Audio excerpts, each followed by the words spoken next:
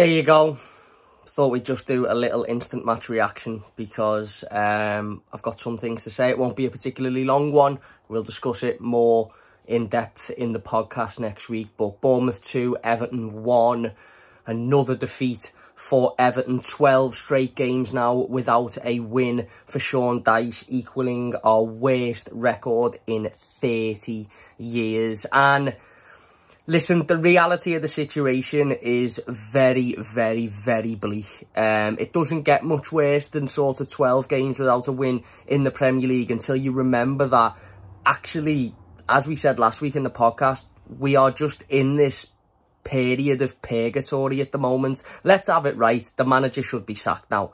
Now, we all know he won't be because there's nobody there to sack him and we haven't got the money to sack him and all of these different reasons. And that's fine. And we all know he's been given, you know, a difficult task this season with everything that's gone on off the pitch. But 12 games without a win is completely sackable form. Not only that, but today we didn't look like winning at any point. And had we have taken a point out of that game, we would have been quite lucky to do so because we didn't have anything in the game whatsoever. And it's poetic, really, that it's ended the way that it has. Seamus Coleman coming back for his first game in however long. Sorry, something stuck in my throat. However long, club captain, you know, legend of the club, etc., etc. To score an own goal like that, you know, to make it 12 straight games without a win and another game gone by without picking up anything in is...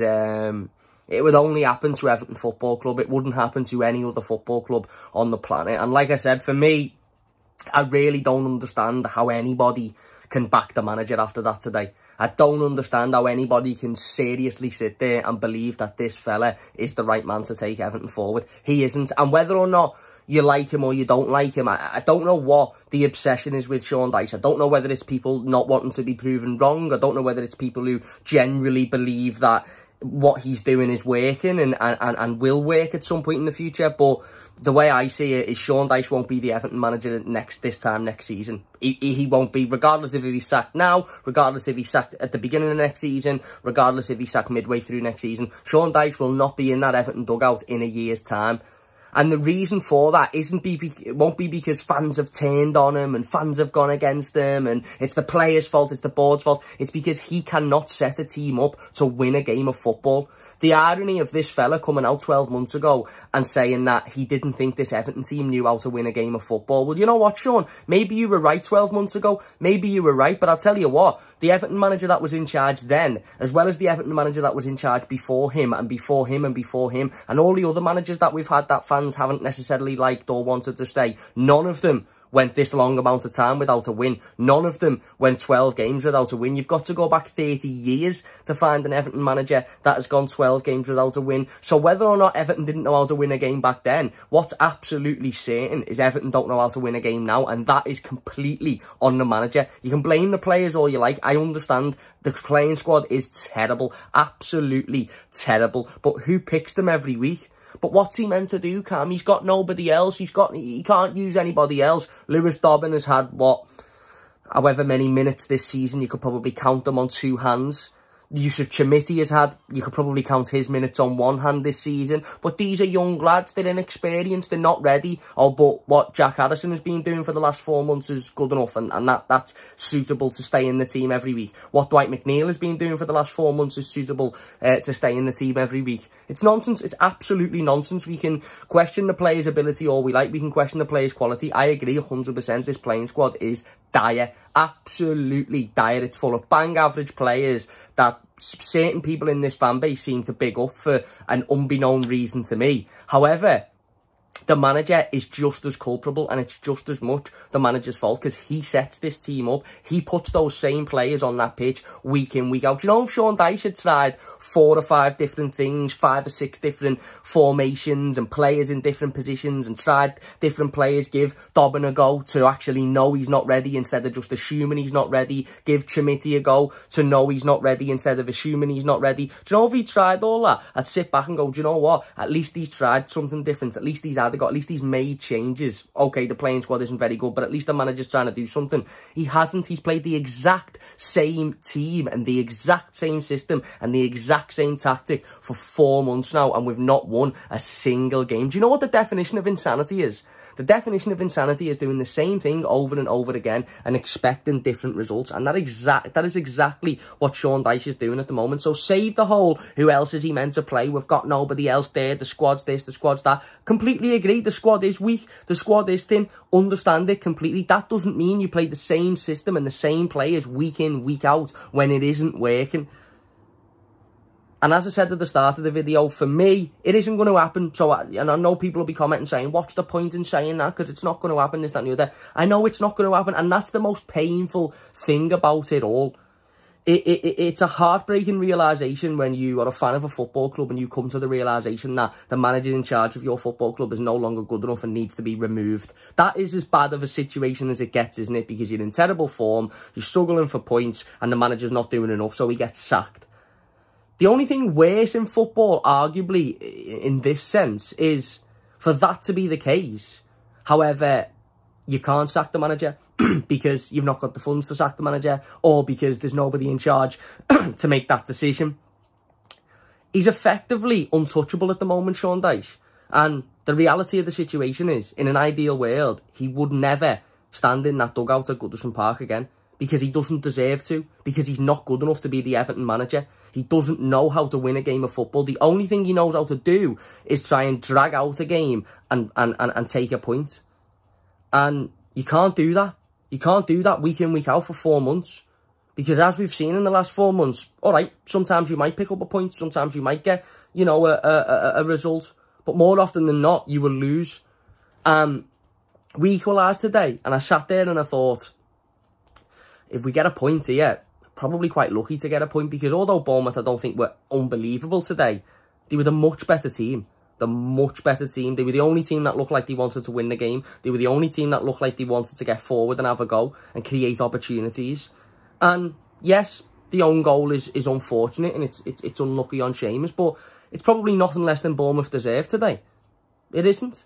It isn't, and if Everton had took a point out of that game, I'd be sitting here saying the same thing. We're very lucky to take a point out of that game. And I keep seeing the same people say the same things. How can you have a go at a manager for trying to get a point away from home? We need to get as many points away from home as we can.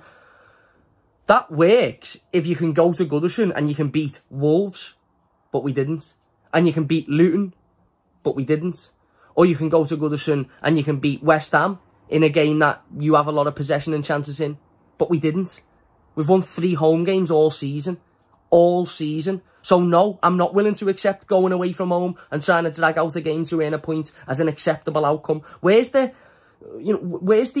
demand from the fan base? Where's the expectation? Are we seriously at a point now where we're going to accept a manager who hasn't won a game in 12 games, 4 months, and we're going to sit here and accept it because, oh well, you know, at least he's trying, at least we have 100 shots at goal. I couldn't give a fuck if Everton had 1 shot at goal and lost 1-0, or if Everton had 30 shots at goal and lost 1-0. We're still losing 1-0. And you know, if Everton had won 6 games in the last 12, drew a couple and lost a couple, I'd sit here and say, well, do you know what? All right, sometimes maybe they don't go your way, sometimes maybe you don't take your chances. But all these people sitting here saying, wait, gotta be patient, wait, it'll come good, it'll come good, it'll come good. It hasn't come good.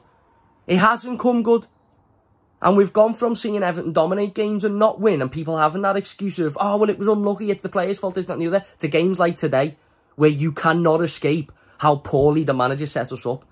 How absolutely, disgustingly terrible the tactics were today. Substitutions again.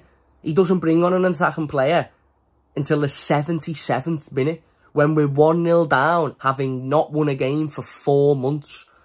4 months. And like I said, the most heartbreaking thing about it all is he'll be in charge next week because we've got no other option. And it's so difficult to get behind the team and get behind a manager that does the same thing every week, despite the fact it doesn't work. And if you watch that performance today and you genuinely believe those Everton players know what they're doing and work on passages of play and training and we're just a little bit unlucky, then I don't know what to tell you. You need to go down to the local opticians and get yourself a pair of glasses, because not one of them players knew what they were doing today. There was no passages of play. There was no good bits of movement. There was no, there was no tactics to get the ball in the box, to give it to Dom. We scored the goal off a terrible goalkeeping mistake, and that was it. If it wasn't for that, we could have still been playing next Wednesday and we wouldn't have scored. It's not good enough, and I don't know how anybody can find it acceptable. I don't understand it. I just don't understand it. And people can say, oh, who's out there? Well, we can't sack him because we haven't got the funds or this, that, and the other. It doesn't mean that I'm going to sit here and say, yeah, everything's sound. We can't sack him, so this is sound. It's a disgrace, and he shouldn't be in charge of Everton Football Club. It's as simple as that. It's absolutely as simple as that.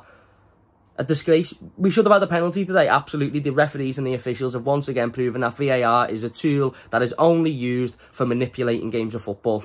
Only used. Garnacho was given a penalty for the exact same challenge 2 weeks ago against Everton. We have one, it doesn't get given. But where's the motivation from the players? Where's the anger from the players? Where's the getting in the referee's face? What Dominic Calvert-Lewin should have been doing is he should have been in that referee's face, fucking screaming at him, forcing him to make a decision, or forcing the officials at Stockley Park to go and check it. Because what these shithouse referees will do is, if you just get up and walk away and shake your head and don't have a go, or don't, you know, ask him why it wasn't given, and you just walk away and go, oh well, they're not going to give it, are they? Because they'll happily just ignore it and get away with it. Yeah, I don't know. People talk about mentality, people talk about confidence. You don't get confidence unless you win games, and this manager doesn't know how to set Everton up to win games. It's as simple as that. It's as simple as that. And even when we should be getting refereeing decisions, which we absolutely should, they haven't got the bollocks to go up to the referee and say, hang on, mate, I'm not asked if you're going to give me a yellow card. You're an absolute divvy, and that's a fucking penalty. Go and check it. They haven't got the bollocks to do it. So, yeah, there you go. I just thought I'd jump on. We will go into more depth in the podcast later on in the week, but I just wanted to jump on because it's just not good enough. It's simply not good enough. And another defeat today. You know, people can talk about how we'd be mid-table without the point deduction. We wouldn't. We'd be one place up without the points deduction, having not won a game in 4 months. So we'd very much still be in a very, very vulnerable situation. Yeah, it is what it is. Yeah, thanks for watching, and I'll see you through the week.